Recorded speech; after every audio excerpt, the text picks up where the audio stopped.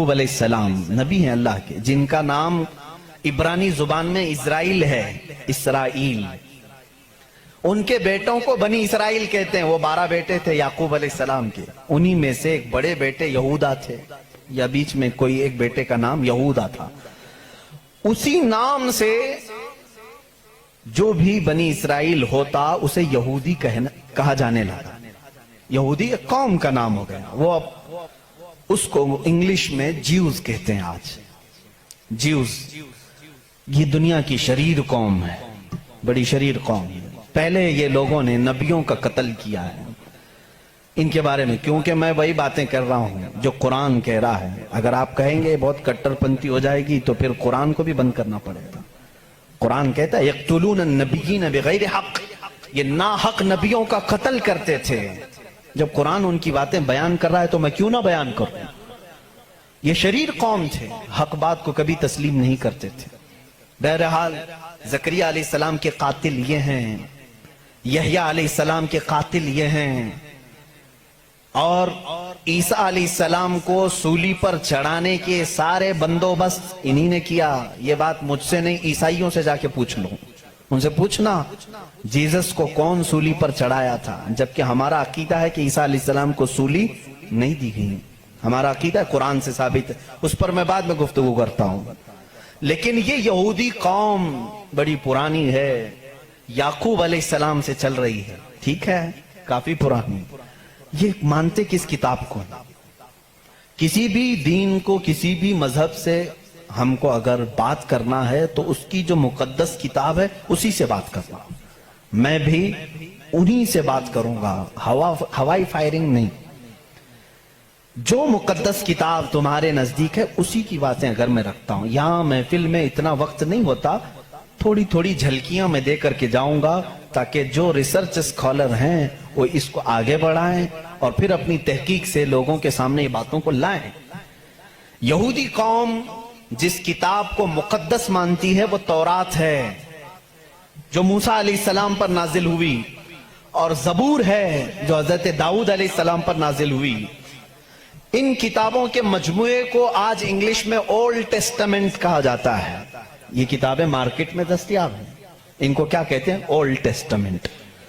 تقریباً اس کتاب میں جو الگ الگ چھوٹی چھوٹی کتابوں کو ملایا گیا ہے 73 کتابوں کا مجموعہ ہے اولڈ ٹیسٹمنٹ۔ جیسے قرآن میں 30 پارے ہیں نا، پہلا پارہ، دوسرا پارہ، تیسرا پارہ، اس طرح سے اس میں پارے سمجھ لیں یا الگ الگ ٹاپکس۔ یہ کتنے ہیں؟ 73 ہیں۔ اس میں بھی ان کا بڑا اختلاف ہے، میں سارے اختلافات نہیں بتا سکتا آج، لیکن قرآن میں سب کا اتفاق ہے، چاہے وہ شیعہ ہو، دیوبندی ہو، وہابی ہو، اہل حدیث ہو، کوئی بھی ہو۔ جو عقیدہ ہم رکھتے ہیں اہل سنت و جماعت کہ قرآن کے 30 پارے ہیں، سب کا اس بات پر اتفاق ہے۔ لیکن اولڈ ٹیسٹمنٹ پر سب کا اتفاق نہیں، ان میں سے کچھ مذہب 73 مانتے ہیں، کچھ 66 مانتے ہیں، 66 مانتے ہیں، کچھ لوگ 27 مانتے ہیں۔ بہرحال اولڈ ٹیسٹمنٹ میں ایک باب ہے جس کو استثناء کہتے ہیں، ایک پارے کا نام ہے، ایک کتاب کا، ایک جز کا، جس کو ڈیوٹرونومی انگلش میں کہتے ہیں۔ اس میں ایک آیت آئی ہے۔ آیت ظاہر سی بات ہے اللہ کی ہے، آیت اللہ کی ہے اور موسیٰ علیہ السلام پر نازل ہو رہی ہے۔ اللہ تعالیٰ فرما رہا ہے اے موسیٰ، میں تمہارے بعد تمہارے بھائیوں میں، بھائیوں سے مراد نبیوں میں، ایک ایسا نبی بھیجوں گا جو تمہاری ہی طرح سے ہوگا، تمہاری طرح سے ہوگا، لیکن میں اس کے منہ میں اپنی زبان رکھ دوں گا۔ اور دوسری آیت آتی ہے کہ وہ فاران کی چوٹیوں سے چمکے گا۔ یہ فاران کیا ہے؟ یہ فاران کی چوٹیاں کہتے ہیں مکہ مکرمہ میں جو اب پہاڑ ہے، جبل کعبہ جو خانہ کعبہ کے قریب، انہوں نے اس کو سب ختم کر دیا، آج وہاں پر بادشاہوں کے محلات بنے ہوئے ہیں۔ وہاں فاران کی چوٹیاں کہا جاتا تھا کہ وہ مکہ کا ایک پہاڑ ہے، اور مقدس کتاب اولڈ ٹیسٹمنٹ میں کہا جا رہا ہے کہ وہ چمکے گا کہاں سے؟ فاران کی چوٹیوں سے۔ اب میں اس کی طرف آتا ہوں۔ بیچارے عیسائی کہنے لگے کہ یہ جو بشارت آئی ہے موسیٰ علیہ السلام کو، اس سے مراد ہمارے نبی عیسیٰ علیہ السلام ہیں۔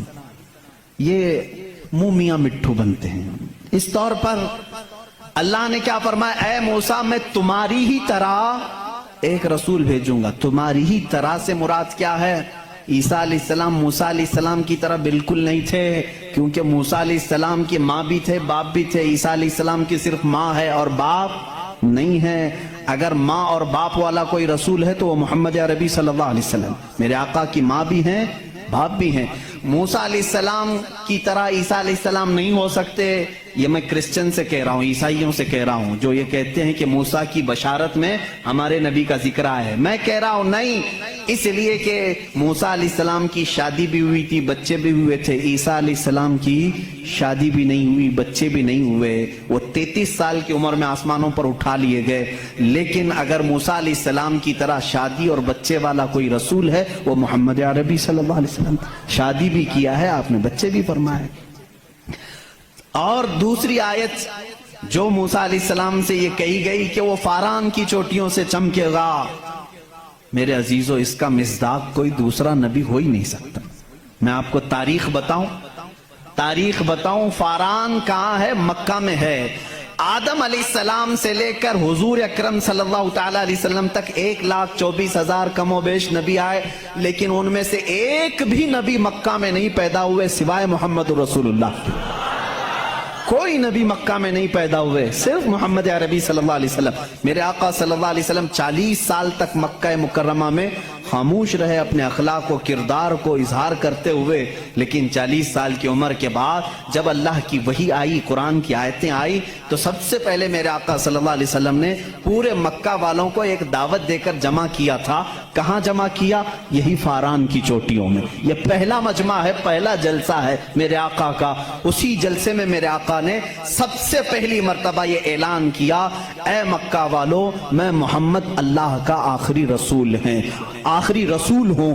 حضور اکرم صلی اللہ تعالی علیہ وسلم کا یہ فرمان عالی شان ہی، جس کو موسیٰ علیہ السلام کی تورات میں کہا گیا کہ وہ فاران کی چوٹیوں سے چمکے گا، الحمدللہ وہ رسول فاران کی چوٹیوں سے جو چمکا وہ آج تک چمک رہا ہے.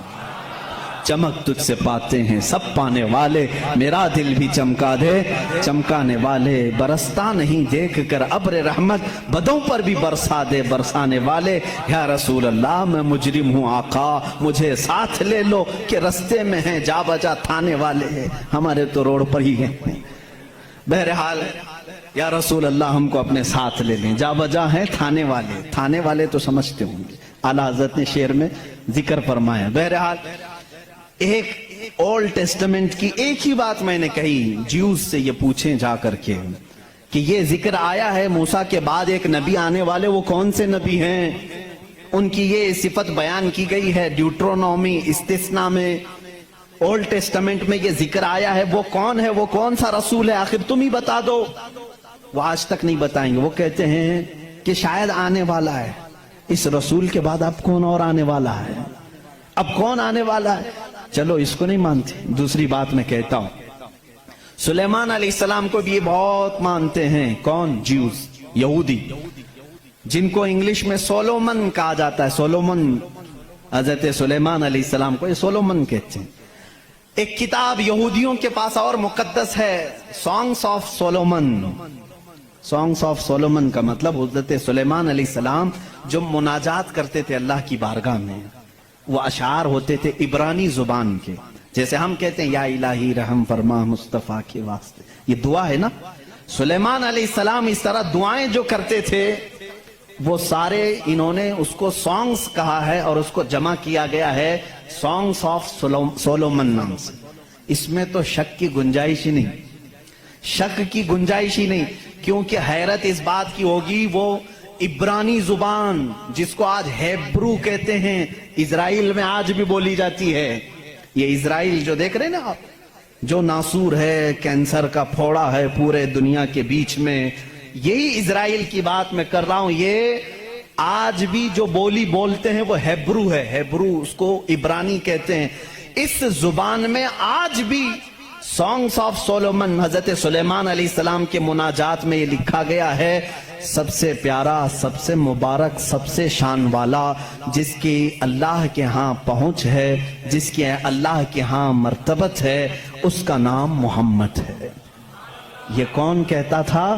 سلیمان علیہ السلام۔ اور نام لفظ محمد آج بھی موجود ہے، عبرانی زبان میں آج بھی لفظ محمد، اور اس کے ساتھ لفظ ام آیا ہے۔ ام کہتے ہیں بڑا محترم شخص جس کی سارے لوگ عزت کریں، سلیمان علیہ السلام کہتے ہیں وہ ام ہے، ام ہے۔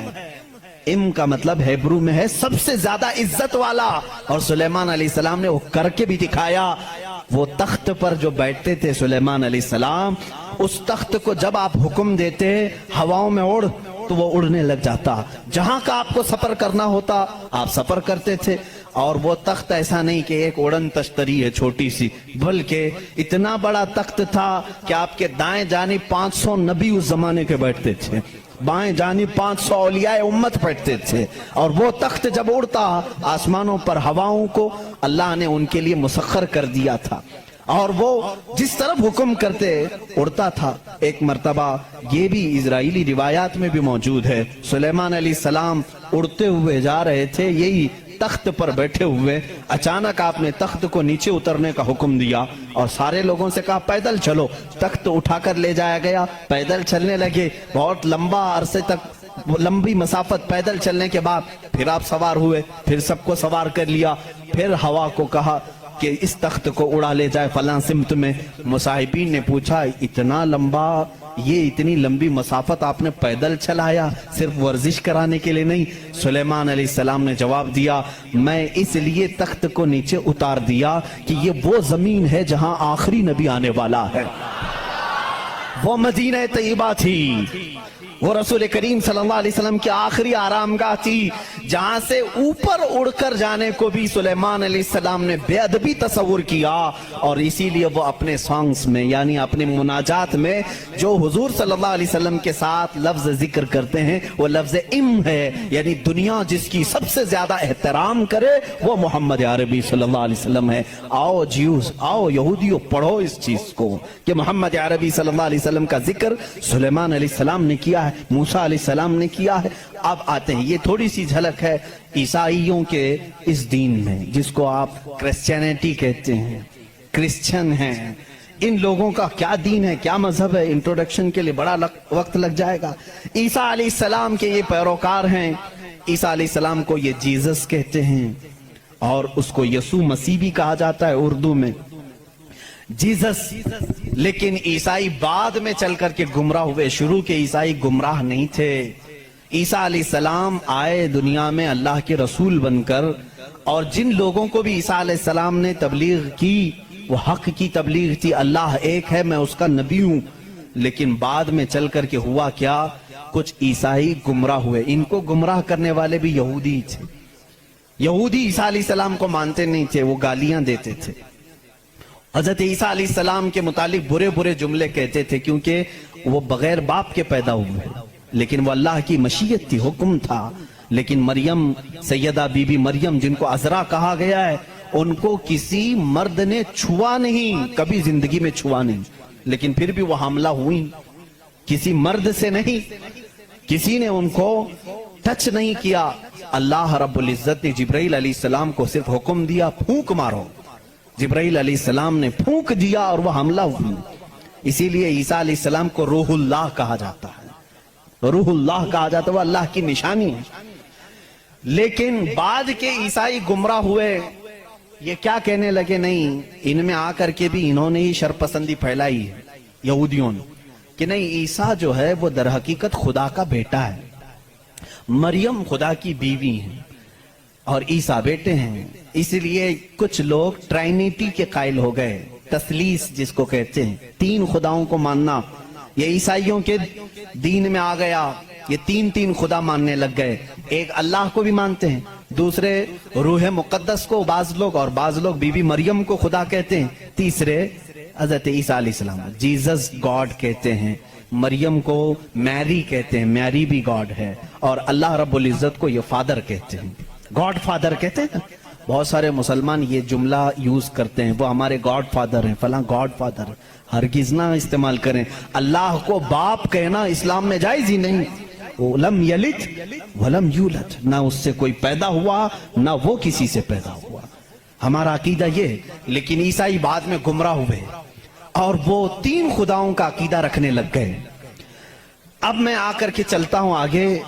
عیسائیوں کو اگر میں بتاؤں کہ تمہارے دین میں اصل بات کیا ہے جو عیسیٰ علیہ السلام کہہ گئے جو آج تم نہیں کر رہے ہو، وہ صرف یہی بات ہے۔ عیسیٰ علیہ السلام اپنے حواریین سے کہتے ہیں میں تمہیں ایک ضروری بات سناتا ہوں جس کو سننا ضروری ہے، اس کا حوالہ بھی میں دے دوں۔ یہ کہاں ہے، یہ بات کہاں ہے؟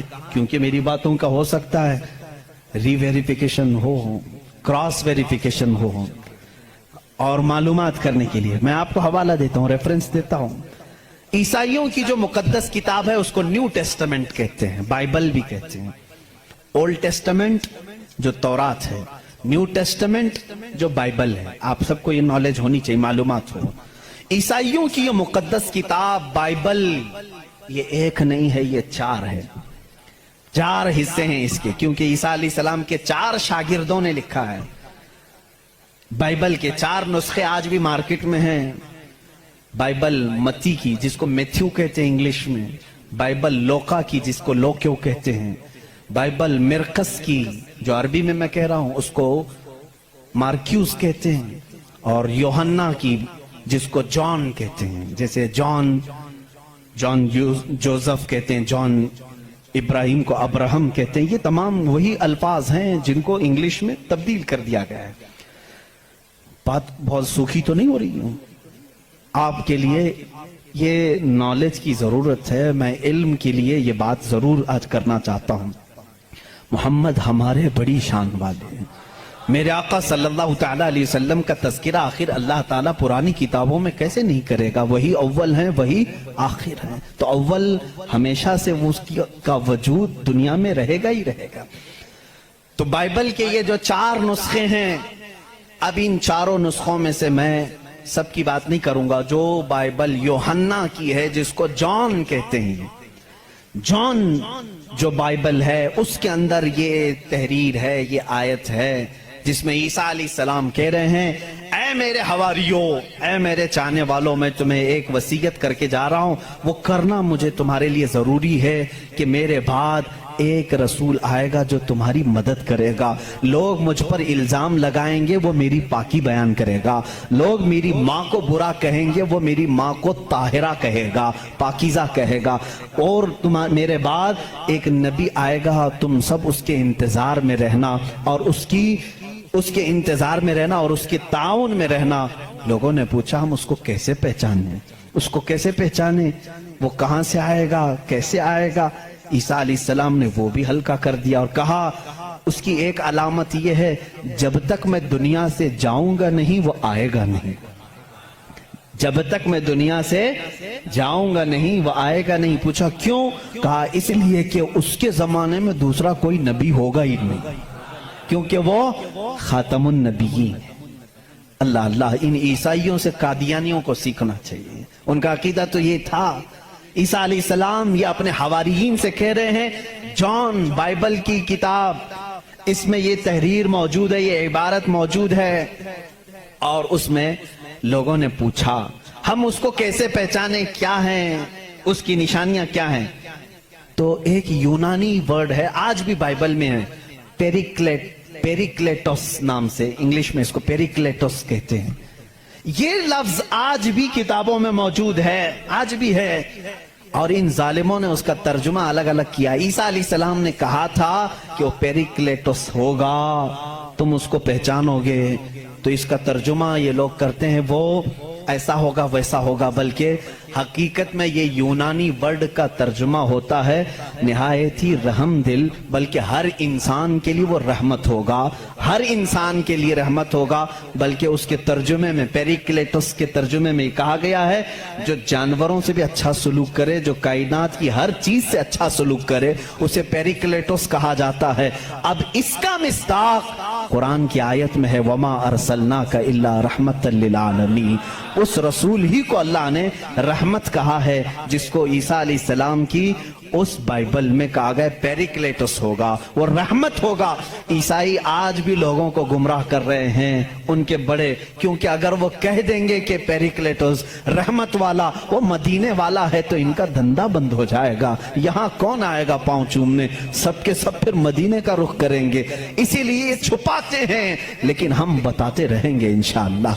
अजीजान गिरामी, ईसा अलैहिस्सलाम की पाकी बयान करने की बात आई, उन्होंने क्या निशानी बताई? वो रसूल आएगा, मेरी पाकी बोलेगा, मुझ पर इल्जाम लगाएंगे और मेरी माँ को गालियां देंगे तो वो उसे ताहिरा कहेगा।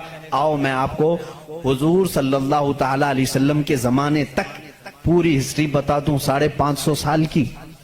ईसा अलैहिस्सलाम के साथ हुआ क्या? जब आप 33 साल की उम्र के थे, यहूदी दुश्मनी पर आ गए और ऐसी दुश्मनी किए कि आपको कत्ल करने का मंसूबा बनाकर आपके घर के इर्द गिर्द आ गए, यरूशलेम में, जहां ये आज जाकर के उसको अपनी कैपिटल सिटी बना रहे हैं। ईसा अलैहिस्सलाम को वहां पर इन्होंने घेर लिया। रात के वक्त ईसा अलैहिस्सलाम अकेले थे अपने घर में, अपने शागिर्दों को जो जो तालीम देनी थी सब दे करके भेज दिया, और हजरत ईसा अलैहिस्सलाम ने कह भी दिया था अब मैं तुमसे मुलाकात नहीं करूंगा, क्योंकि उन्हें भी पता था कि अब क्या होने वाला है। रात के वक्त यहूदी घर के अतराफ जमा हैं। उसके बाद एक यहूदी को उन्होंने भेजा कि जा अंदर देख कर क्या ईसा है कि नहीं है। वो अंदर गया, मेरे रब की हिकमत देखें, अल्लाह ताला ने ईसा अलैहिस्सलाम को उसी वक्त आसमानों पर उठा लिया, और जो अंदर आया था उसको ईसा अलैहिस्सलाम की शक्ल दी थी। जो ढूंढने आया था ईसा अलैहिस्सलाम की आधी शक्ल, चेहरे से लेकर या पेट तक की शक्ल उसको अल्लाह ने दे दी। अब बहुत देर तक वो बाहर नहीं आया, तो बाहर जो कत्ल के मंसूबे से खड़े थे उन्होंने कहा उसका क्या इंतजार करें, हमला करो, हमला करो, धावा बोल दो। घर पर सब घुस गए। अंदर आए तो जोश में होते, जैसे आतंकी जोश में होते हैं, उन्हें पता ही नहीं रहता किसको मार रहे हैं किसको जला रहे हैं। ये अंदर आए, देखा पलंग पर ईसा की शक्ल है अलैहिस्सलाम, उसको पकड़ा और कैद करके लाए, उसे मारा और ला करके सूली पर चढ़ा दिया, उसको फांसी दे दी। किसको किसको फांसी दी है? अब सबको मालूम होना चाहिए। ये ईसाइयों को भी मालूम नहीं था, यहूदियों को भी मालूम नहीं था किसको फांसी दी, क्योंकि ये बताने के लिए अब कोई नबी ही तो आना चाहिए। हुआ क्या था अंदर घर में, हुआ क्या था, कौन बताएगा? यहूदी जल्दी से पकड़कर लाकर फांसी तो दे दिए, लेकिन बाद में उनको खुद को टेंशन होने लगा कि हमने ईसा को फांसी दी तो हमारा आदमी कहां गया, जिसको चेकिंग के लिए भेजा था वो गायब ही हो गया, वो कहां गया? और अगर ये हमारा आदमी है, क्योंकि नीचे से हमारा ही दिख रहा है, पैरों तक अल्लाह ने बदला नहीं था, आधी शक्ल अल्लाह ने ईसा अलैहिस्सलाम की दी थी, नीचे से देखने में तो ये हमारा ही लग रहा है, और ये अगर हमारा है तो फिर ईसा कहां गए? इसी टेंशन में मालूम है 500 साल गुजर गए, इस टेंशन में 500 साल गुजर। अब बेचारे ईसाइयों को ये भी नहीं मालूम था। ईसाइयों को कौन बताएगा? क्योंकि ईसा अलैहिस्सलाम के बाद से लेकर हमारे नबी तक बीच में कोई नबी नहीं आए, कोई नबी नहीं आए। ईसा अलैहिस्सलाम को आसमानों पर जब उठा लिया गया तब से तारीख शुरू हुई, जो आज हम तारीख में बैठे हुए हैं 2021 में, ये 2021 से पहले का वाकया है। अब तारीख वहां से शुरू हुई, ठीक 570 साल गुजर चुके थे। ईसा अलैहिस्सलाम को आसमानों पर उठा लिया गया, झगड़े चलते रहे ईसाइयों के और यहूदियों के, ये इनको कत्ल करते थे, वो इनको कत्ल करते थे। कई बार बैतुल मुकद्दस को लूटा गया, कभी ईसाई वहां पर काबिज होते थे, कभी यहूदी काबिज होते थे, क्योंकि ईसाइयों के लिए भी मुकद्दस था, यहूदियों के लिए भी मुकद्दस था। लड़ाइयां चलती रहती थी। वो ईसा अलैहिस्सलाम को गालियां देते थे और उनको कहते थे कि वो फलां से पैदा हुआ, फलां से पैदा हुआ। बीबी मरियम को जिना की तोहमत लगाते थे। ईसाई सफाई देते रहते थे, नहीं वो अल्लाह की तरफ से आए थे। बाद में फिर इनका भी बिगड़ गया अकीदा, नहीं अगर ये बार बार कह रहे हैं कि ईसा के बाप नहीं थे, कैसे हो गए, कैसे हो गए, तो ईसाई बोलना शुरू कर दिया उनका बाप तो अल्लाह ही था। خدا ہی تھا. تو یہ ان سے بچنے کے لیے اسی ٹینشن میں 550 سال چلے گئے. پھر میرے آقا صلی اللہ تعالیٰ علیہ وسلم تشریف لائے. جب مدینہ طیبہ میں آئے تو ان لوگوں کے جھگڑے دیکھے. مدینے میں عیسائی بھی تھے, یہودی بھی تھے. اور حیرت کی بات میں آپ کو بتاؤں, مدینے میں عیسائی بھی تھے, یہودی بھی تھے. کیوں تھے یہ لوگ پہلے سے یہاں پر؟ بڑا طویل واقعہ ہے. یہ گاؤں بھی نہیں تھا, شہر بھی نہیں تھا, کچھ بھی نہیں تھا. مدینہ کچھ بھی نہیں تھا. ایک بار یمن کا بادشاہ وہ حج کے لیے آیا تھا, خانہ کعبہ کا طواف کرنے کے لیے. اس کے ساتھ 700 علماء تھے. کتنے؟ 700 علماء تھے.